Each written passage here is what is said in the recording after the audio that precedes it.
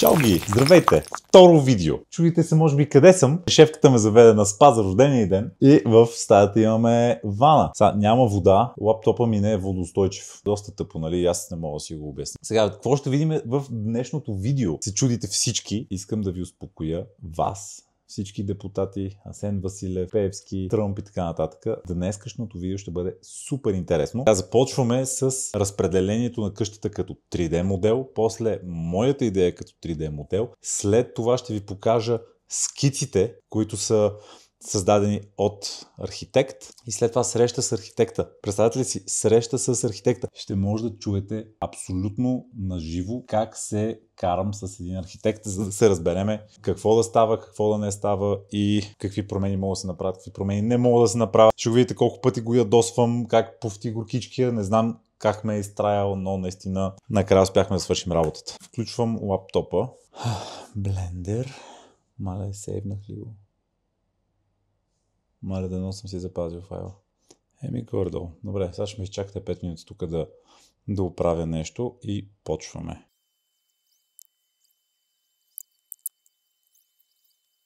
Имайте предвид, че аз съм се научил само базовите неща в 3D моделирането с Blender. Сега, имайте предвид, че аз съм се научил само на базовите неща в 3D моделирането, което просто да ми позволи да си визуализирам аз за себе си и след това за архитекта какво искаме да правим.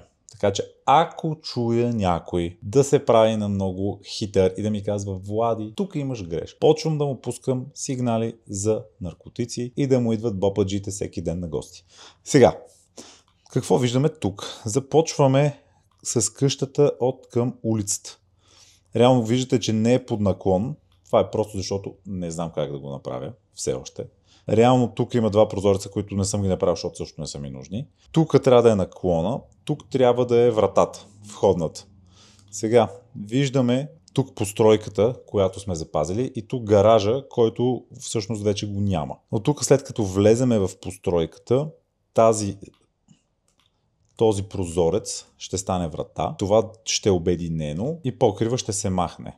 Ето как изглежда отгоре целият имот. Всъщност имаме къщата на 3 етажа, допълнителната лятна постройка, двете гаражчета, една постройка, втора постройка. Имаме една тераса и втора тераса на двора, като в момента от тук се минава, както виждате, само че в бъдеще ще бъдат стълби ето тук. Тази постройка я махаме, този гараж го махаме, за да може коли да влизат и да се паркират чакай до тук. Поне 2-3 коли да могат да влязат. Това си става постройка за спане, за живеене. Вътре ще има баня, тоалетна, спалня, всичко. Сега, тук какъв е проблема? Тази постройка е много ниска. Таван е супер нисък и е неизползваемо. Реално вътре на мен ми е може би с 10 см над главата и е много наистина неизползваемо. Едновременно с това от горната страна тук има покрив, който не съм го направил пак, защото не ми се занимаваше. След като се борим на тази стая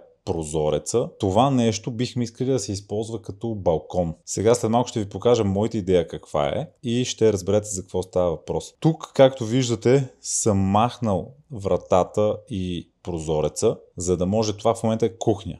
Тази кухня, заедно с бъдещата тази постройка, която ще бъде трапезария, ще се обединяват в един хол. Ето тук. Сега, направо ще ви покажа каква ми е идеята.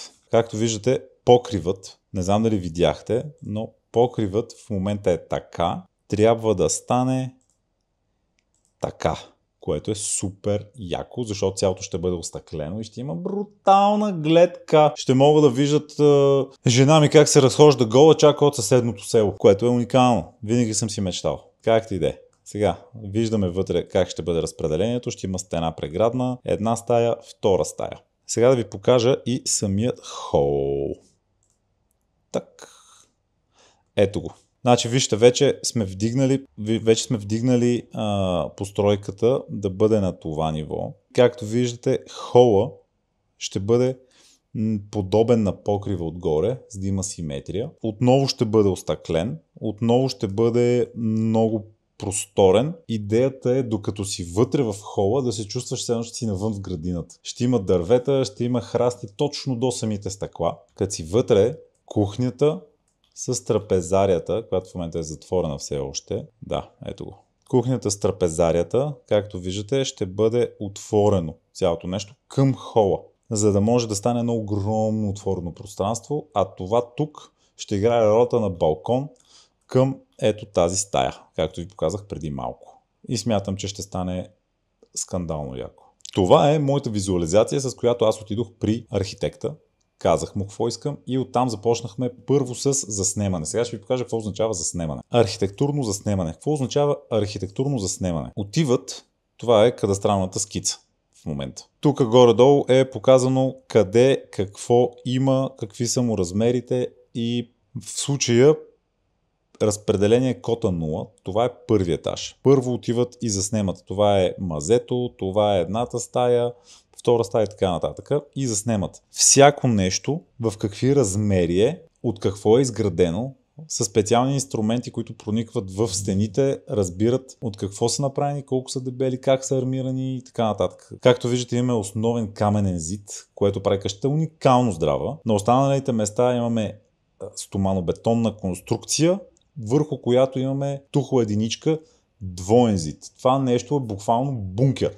Наистина бункер. Такъв късмет извадихме с тази къща, защото грешката, която направихме, беше, че не докарахме архитекта да гледа къщата преди да я купим. Толкова много ни изкефи, че ние малко или много рискувахме. И слава богу, рискът ни беше оправдан и нямаше проблеми. Тук виждаме в синьо основната носеща стена, която е вътре в къщата и която ще ни позволи да събориме втория етаж, една от стените. Сега втория етаж, сходно, наистина сходно е, просто ви показвам, не че е важно за вас, важно е за мен, но ви го показвам, за да разберете за какво става въпрос. Ето това е стената на втория етаж, която всъщност искаме да съборим, за да може да направим това нещо, една огромна стая. Сега имаме разпределение трети етаж, план покрив, това не ви трябва, същите неща са. Сега разрез А, разрез Б, ще ви покажа за какво става въпрос. Това е поглед отстрани, да може да се направи максимално детайлно абсолютно всяка стая и всяка стена. Пада ми батерията, така че ще направим лека пауза да си взема зарядно. И тук няма зарядно. Уникално.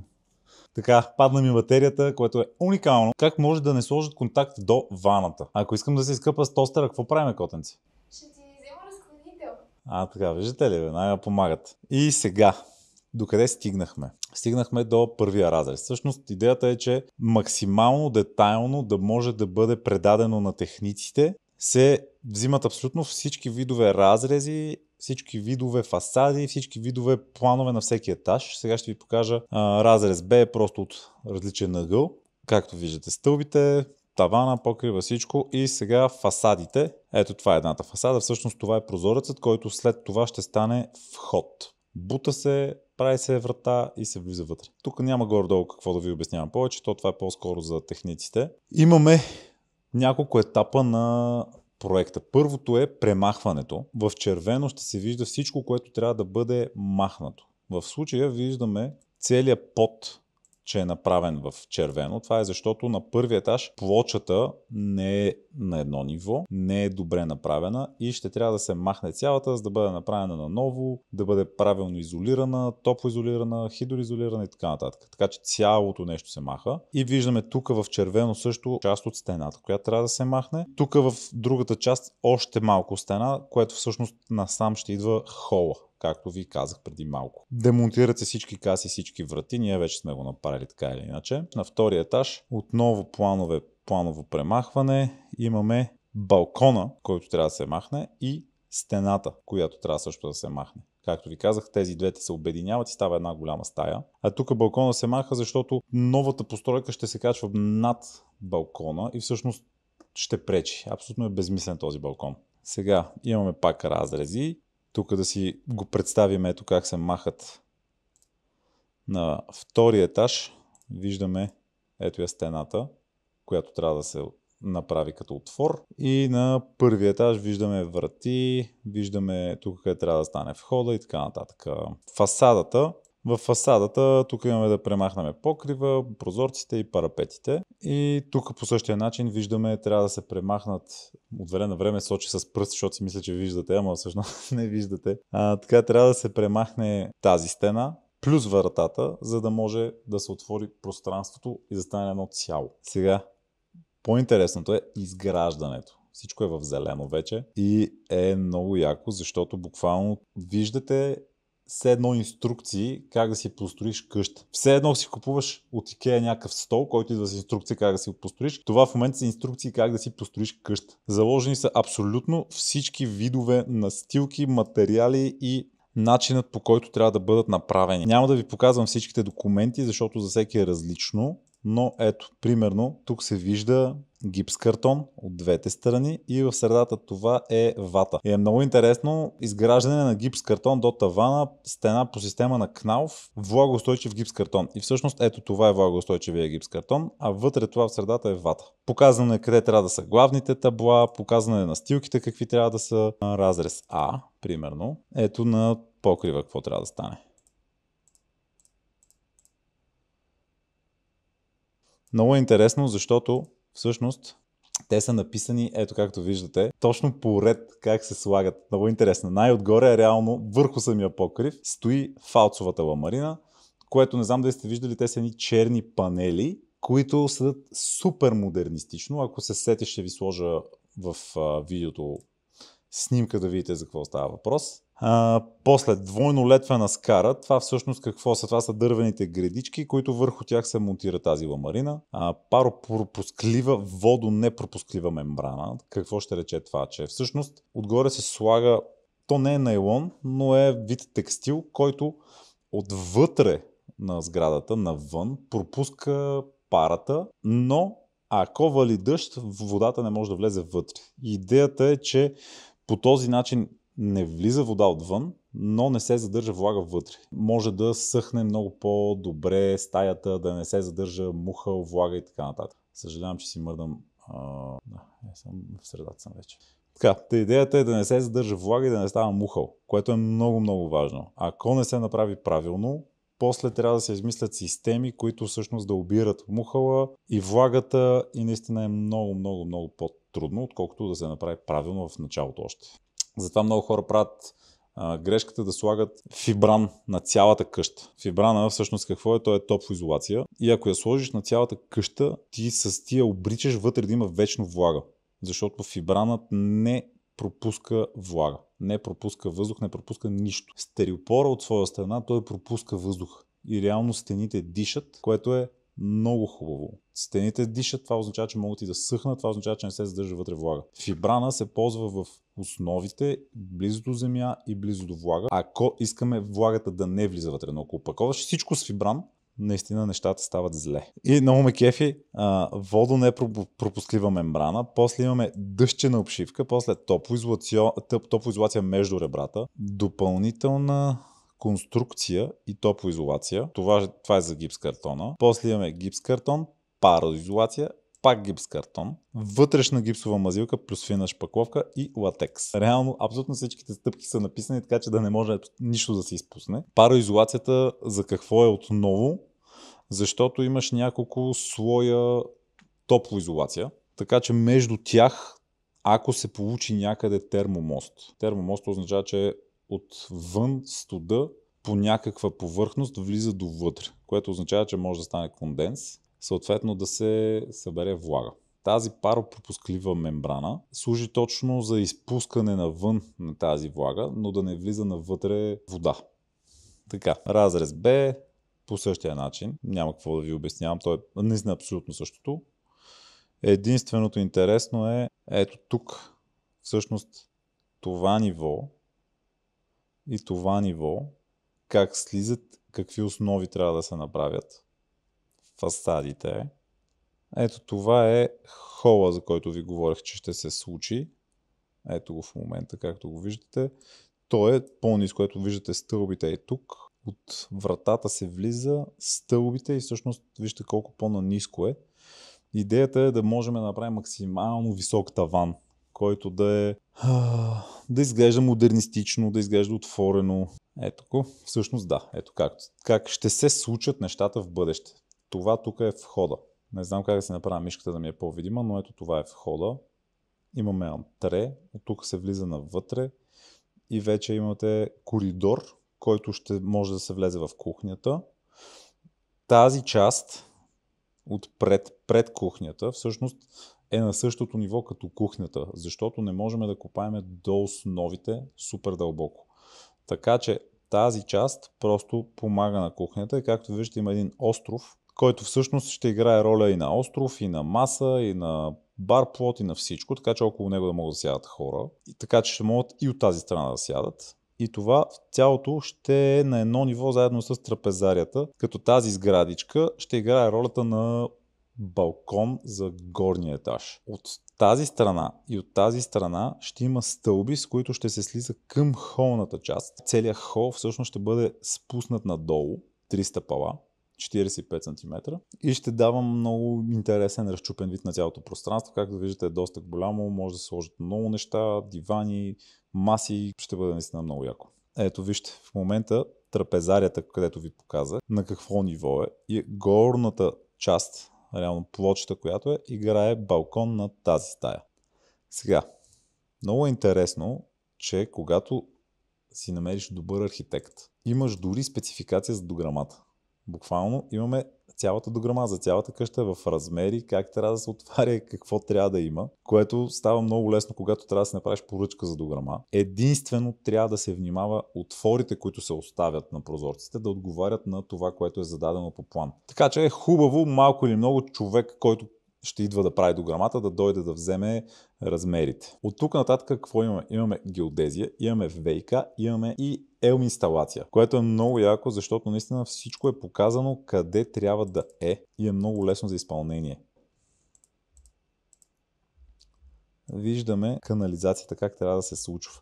Улицата, тук трябва да има шахта и вижте как от къщата влиза от тази страна, влиза и от тази страна и от тук трябва с помпа, реално тук ще има помпа, която ще изкарва навсам мръсната вода. Плана за водопровода. Това тук, което виждате, всъщност са котите. Ето ви как са направени водопроводите. Студена вода, топла вода, колко трябва да са дебели тръбите, в случая FI25 и как трябва да вървят и докъде трябва да стигат. Много по-лесно става, когато го имате черно напия. Каналите, докъде трябва да стигат и, както виждате, и какви трябва да са размерите. FI160, на някои места е FI110 и на някои места е FI50. Реално FI50 е за просто мивки. Мивки, душ кабини и така нататък.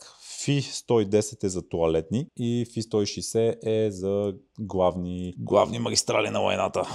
Примерно, не знам как се казва технически. Тока е много интересен също, защото пак всичко е показано точно къде трябва да бъде, колко трябва да е голямо, тук имаме примерно заложена лампа, кабела за нея къде отива, ключове, контакти, абсолютно всичко, което ще трябва да е там е описано и заложено. Ако решите да продавате къщата, цялото това нещо го давате с къщата и нещата стават наистина много по-сериозни.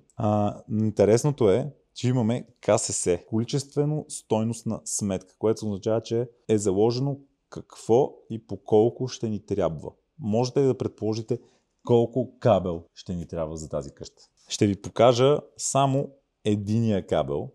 Сега ще ви покажа 4 кабела по 2 квадрата и половина. Трябва да имаме 590 метра. Това е единия кабел. Няма да ви показвам останалото. Напишете долу в коментарите предположения. Колко кабели според вас ще ни трябват за тази къща. Да видим какво ще измислите. Сега няма да ви показвам визуализациите, защото има визуализации. Няма да ви показвам сега, защото следва срещата с архитекта, на която ще обсъждаме цялото това нещо. Кое да стане, кое да не стане, кое трябва да се промени. Ще видите в началото имаше 5 стъпала заложени в хола. Намалихме ги на 3, за да може да увеличим пространството. Кое не може да се случи, защото чисто законно не е разрешено. И общо взето, сега ще видите как протича една среща с архитект.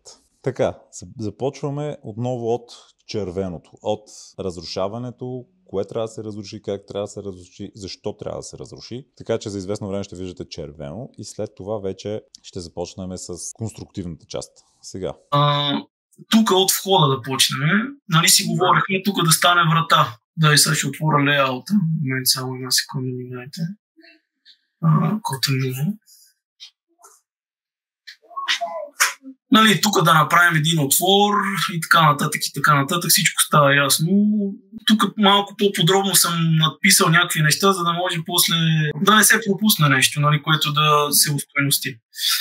Да питам за вратата, която всъщност е в кухнята. Тук също си говорихме да отиде на дясно отвор, да се отвори към дясната страна. Не, тук ще отворим в височина, просто няма да е по-широко мисълта ми. Не можем ли в широчина? Една от двете много важни стени, които в момента има вече два отвора, просто не ми се вижда много разумно, честно да ви кажа. Така, сега следващото, което ще отворя е втория етаж. Тук този прозорец го зазиждаме. Този също каза, че доколкото те разбрах, искаш да... Няма да се вижда нещо през него. И тук вече също се демонтира дограмата, нали? Всички врати се демонтират, това е абсолютно ясно. Понеже са на следващия етаж, после ще видите, че там нямаме стена. Та област и каза, че това ще е по-лесно, но долното, понеже имаме стена отгоре, долния голям отвор, нали, отгоре имаме тежка стена, там ще трябва да го укрепим сериозно. Третия етаж, както виждате, тук всичко е червено, ама мисля, че това не ви изненадва. Лек демонтаж тук ще направим. Нали, сега ще покажа разрезите. Почвам от първия разрез. Това в момента е разрез, минава през бъдещата врата, през входа и минава през всички помещения, гледайки към стълбата. Нали, писал съм, че трябва да се коригира отвора, нали, че това е едното е стоманобетон до 60 см. Нали, знаете всички там, че първо е стоманобетон, после тухла и така нататък. До тук горе-долу вече е ясно кое как трябва да се разрушава. Остават детайли, които да се доточнят. Сега ще ги видите и тях и ще разберете вече съвсем какво трябва да се разруши и какво не. Така, окей. Фасадата. Общо взето се вижда... Това мисля, че по-набързо ще преминем, понеже ви стана ясно тук за какво и да реч. Тук трябва... Да. Тези двата прозореца, които са външните, да станат един дълъг прозорец по вертикалата. Тук имаме площадка. Тук уточняваме, че прозорците, двата един над друг, които са на улицата, ще е много по-яко да ги обединим в един продълговат прозорец. Дори да се вижда, че има площадки на стълбище. Според мен ще е много футуристично и ще е много интересно, ако е и правилно осветено. Да се вижда отвън как се качват хората по стълбите, ще е много яко. Другото, което е, след обяд, когато слънцето вече залязва, бруталната светлина влиза. В момента прозорчета са такива и влиза страшна светлина. Представям си, когато станат огромни прозорци, как цялото нещо ще се наводнява с слънчева светлина. Тази зона, дето ми е мишката, има площадка. Тук също е ясно. Тук се вижда, нали, къде ще стане отвора за вратата. Окей, значи тук минахме през тия планове. Това беше с демонтажа. Всичко вече е уточнено. Така, тук от изграждането. И сега започваме с изграждането. Червените неща се махат и започваме да виждаме само зелени неща, кое трябва да бъде изградено и как трябва да бъде изградено. Става много интересно и тук вече започват истинските размишления, кое може и кое не може. Тук е входа, нали? Ясно е всичко. Нещо, аз предлагам тук да ситуираме главното табло. И тук се получава като антре. Не знам това дали сме го говорили, ама една баня на този етаж и тоалетна поне. Реализираме тук кухнята, тук ще има този островен бар, от който, доколкото си спомням, мисля, че с тебе, Влади, и имаш абсолютно достатъчно пространство, нормално за обхождане, насякъде по 90 метър, нали. Това е стандартен, нали, има и предвид, че това е абсолютно разкошен бар. Мели да преместиме мивката да е пред прозореца. Всичко пред прозореца, тук ли? Да. Всичко може. Може. Има едно правило, което мивка до печка да няма. Няма проблем, това ще го преместим. Само записвам се. Ще ни трябва бойлер. Не знам дали сте наясно. Тук ще има доста консуматори и ще ни трябва голям бойлер. Голям 500 литров, който ще обслужва къщата. Става едно малко техническо с водомера и тук ще стане до него тази сауна, която вие желаете.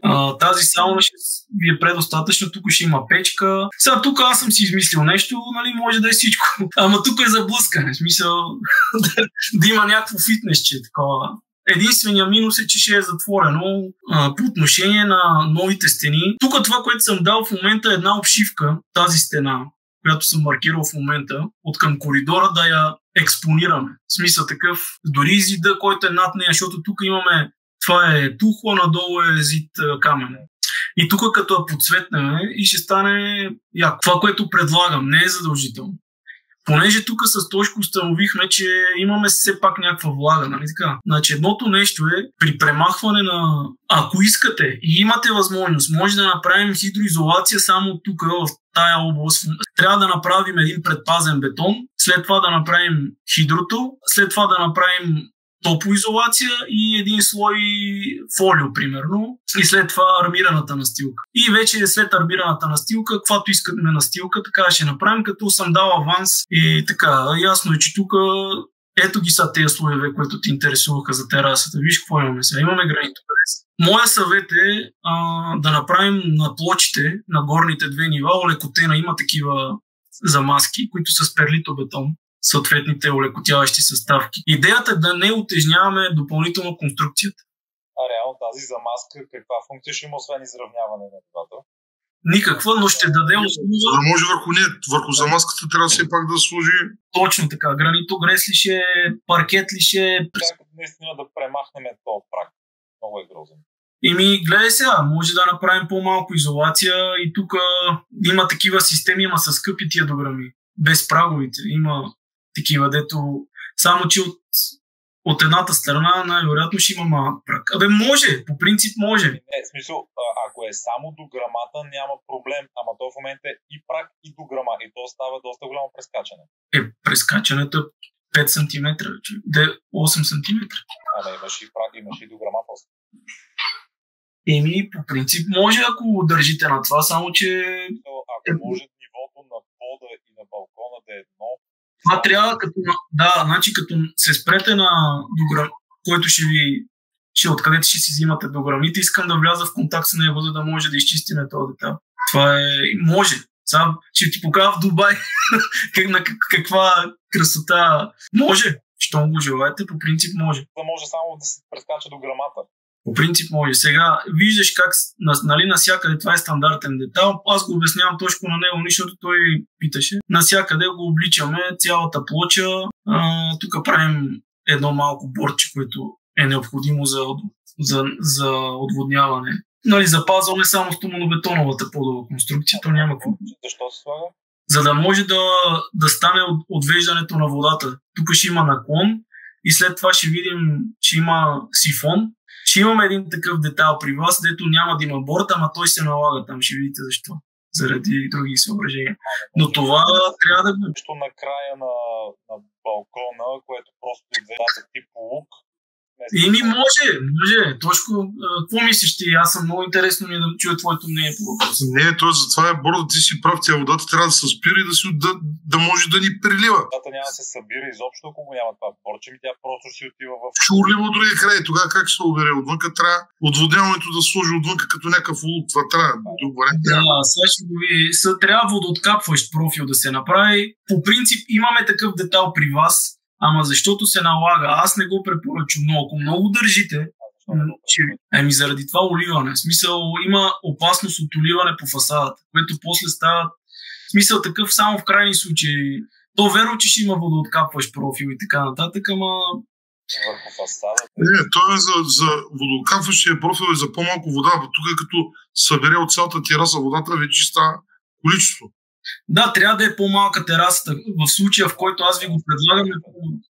Тя отгоре има навес. Ама като забива... Да бе, ама ти си мислиш, че няма да е мокро ли? Мисля такъв, няма да има вода ли? Или как? Изкарват се едно, че някакви бури там ще... Окей,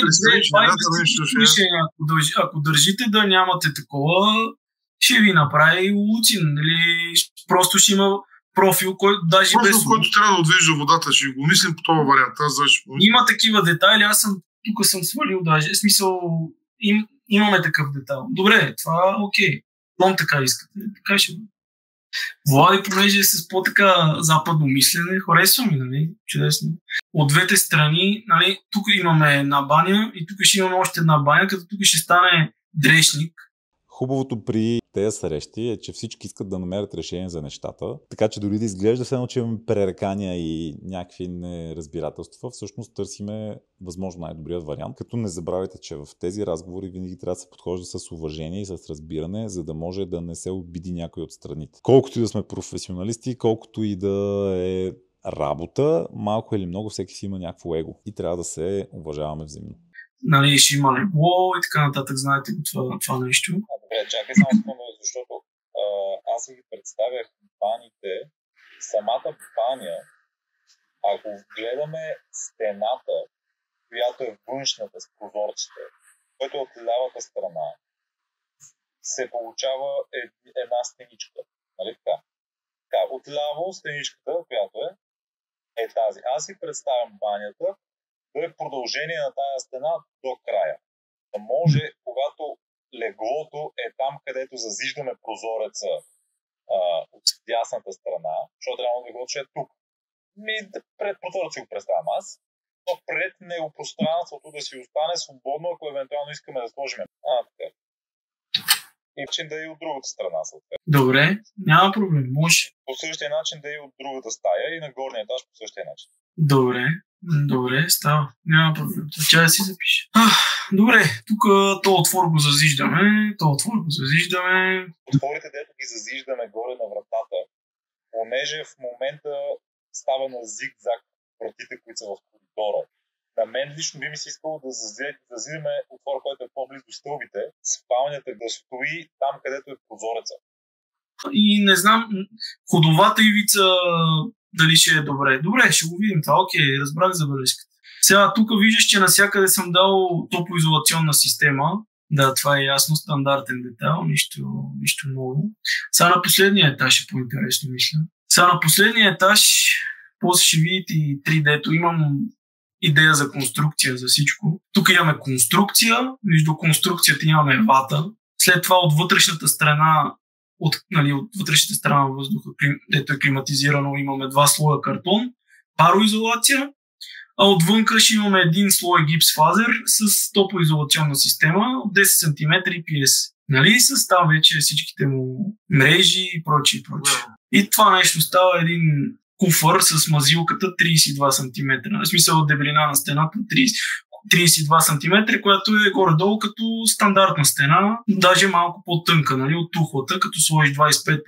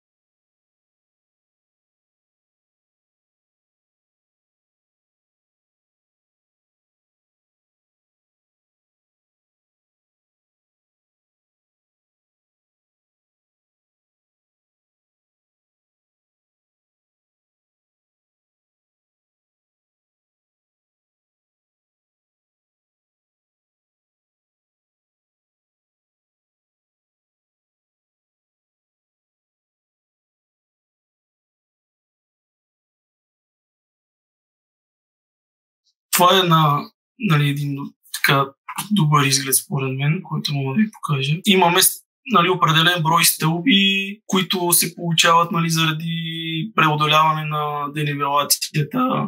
Малко по-високо, да може да има гледка човек, да усеща и пространството с вече добра комуникация с новата, по-малката постройка. Горе-долу, какво е да рече. Това тук съм маркирал. Шпите, които казваш ти, те защо трябва да ги има? Може да ги няма, може да стане само подпорен зид. Имаме стълби. Виждаш ли ги стълбите?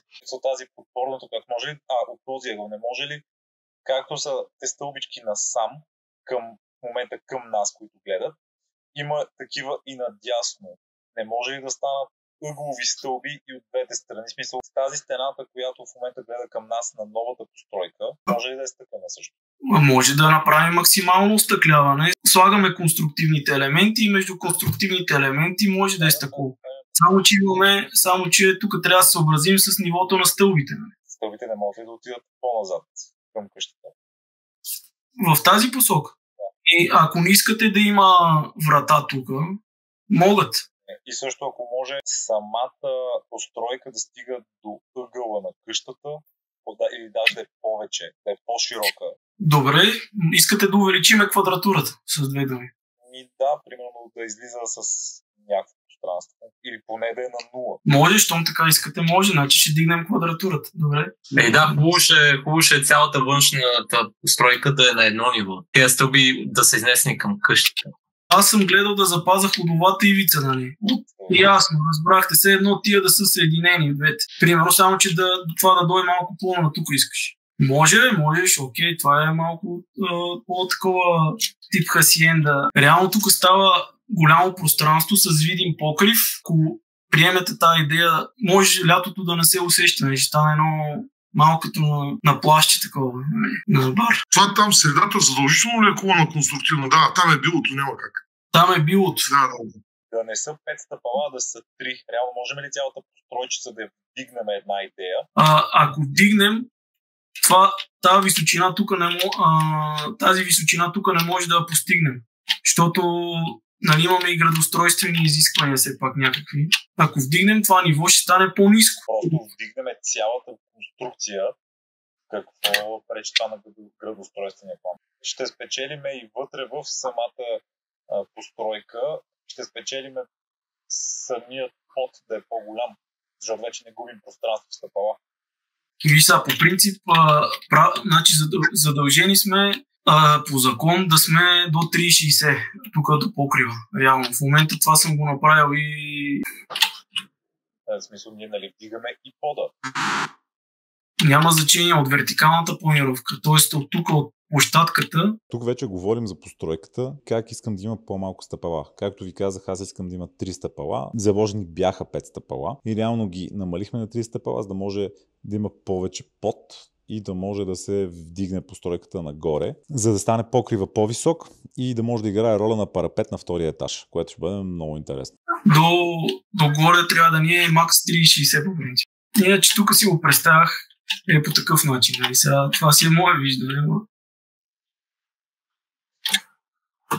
Сега тук това е примерен плод, защото такъв съм имал.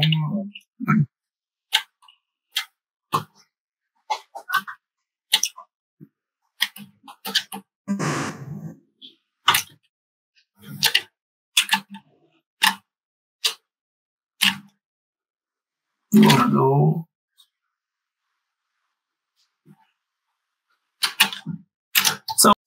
Малко, ако искате по материалите да поговорим, всичко е смисъл, гледал съм мазилки да слагам и цокълна мазилка с някакъв ефект тук да се направи. Вече ако искате камък, може и камък, ама...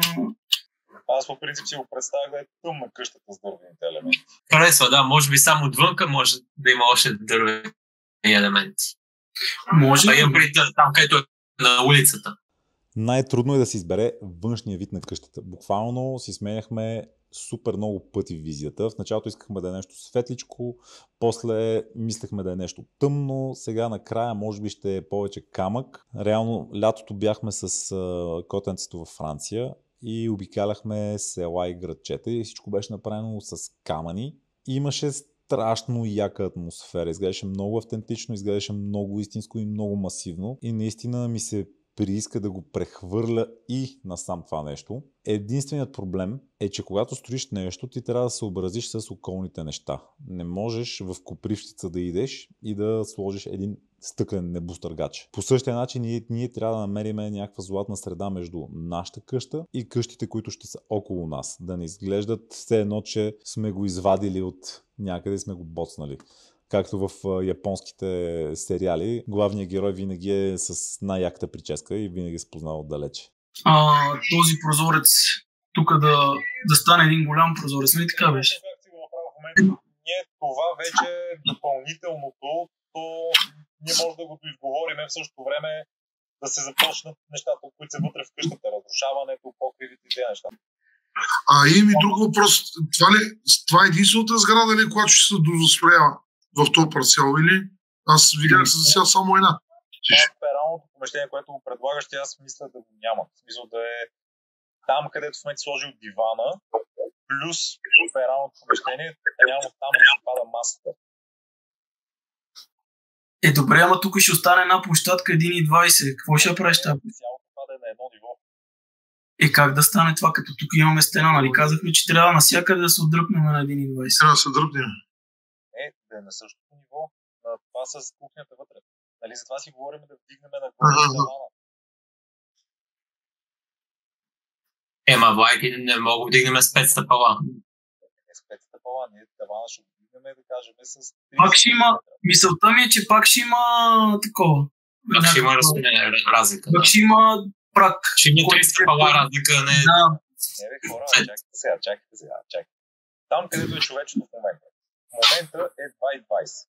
Ако го вдигнем с 2 стъпала, в смисъл тавана, ако го вдигнем с 2 стъпала, става 2,50, което е супер.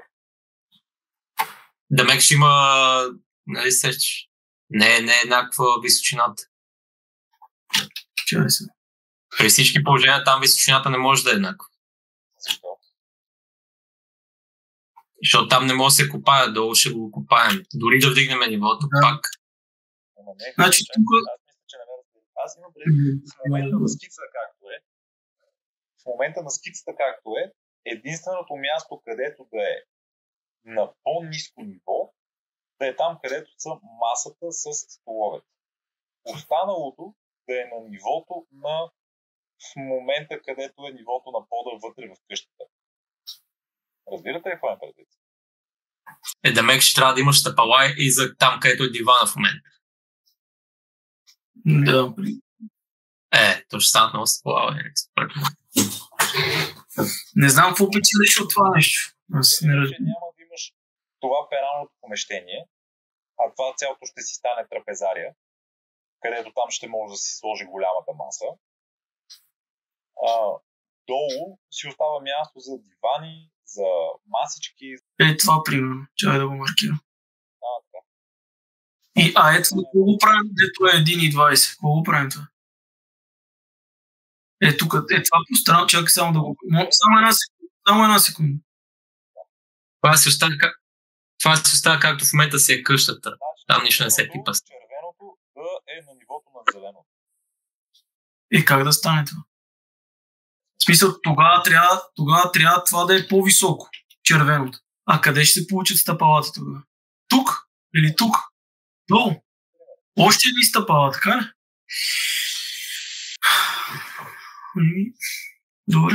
След като го изгледах на ново това видео и ми стана супер носталгично, защото тази част от проекта беше много отдавна. И всъщност беше много яка, наистина беше много вълнуваща, все още нищо не беше започнато, всичко беше само идея, още не ходехме там, не се трудехме, не се връщахме смазани. И си спомням колко ми беше интересно. Сега като го гледам, виждам архитекта колко се е напрягал и как съм му скъсал нервите с всичките ми изисквания, всичките ми мрънкания, всичките ми преработвания на проектите.